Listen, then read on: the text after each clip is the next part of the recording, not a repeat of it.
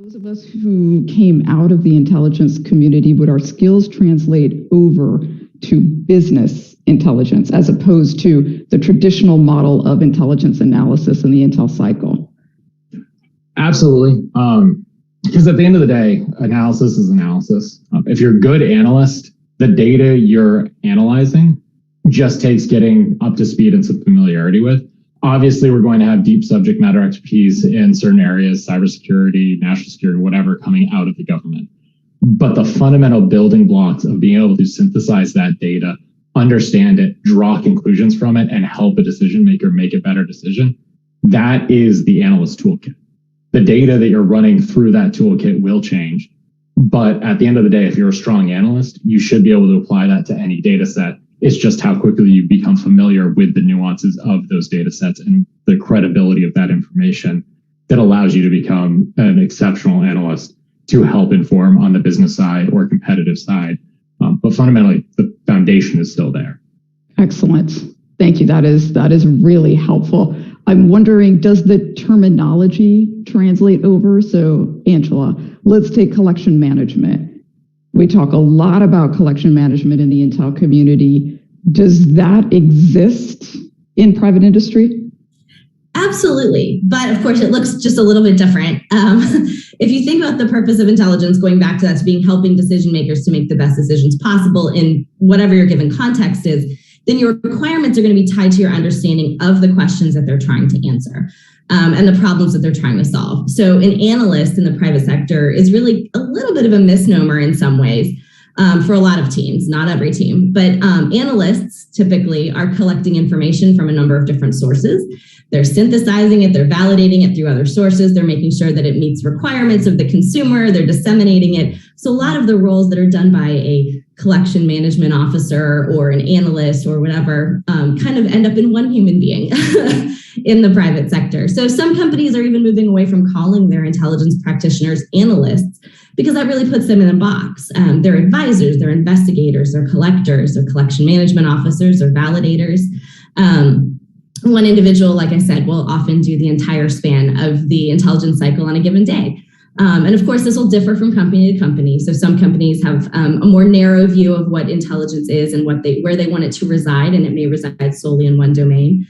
Whereas others, as Ross was mentioning, can kind of expand their remit a bit, and you'll have different Intel teams operating, looking at different types of content and figuring out, how to use that capability a little bit more creatively. And that allows those teams to add greater value to the company from a security, brand and reputation, and even revenue generating standpoint. Fantastic. And Rob, adding to the collection management discussion, anything regarding finished intelligence versus raw intelligence, do those concepts translate over? And then also as it pertains to collection management, does what Angela said also resonate with you in the program that you've built? Absolutely. Collection management is one of my favorite topics of all time. For those that know me from back in the day, I guess to start with your first question on raw versus finished. So we use both.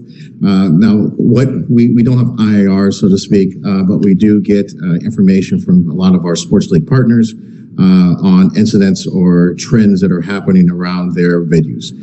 So oftentimes we will take that and kick it out in the form of kind of a situation bulletin that goes out to our partners. We also kick out advisories, which are just simple, small bits of information that we think are valuable to our partners and folks that we expect to make a decision based on whatever content we're sharing. But we very much leverage finished production on this side. We have assessments that inform weekly on all of our games and events. And then we have larger assessments for Super Bowl draft or international series games, even to the point of impact of like UAS operations.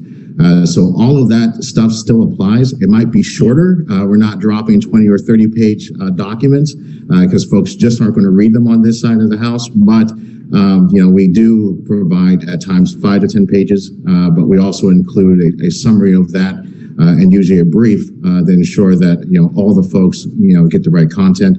On the collection management side is interesting because I think when I first came into this, the viewpoint was a lot of that was as open source, and it's true. A lot of the information we gather is open source, social media.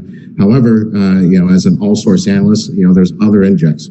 So we rely heavily on law enforcement partners. We have a lot of corporate GSOC partners, which we kind of have a, benchmarking and information sharing similar to what you would expect organizations in the IC to do.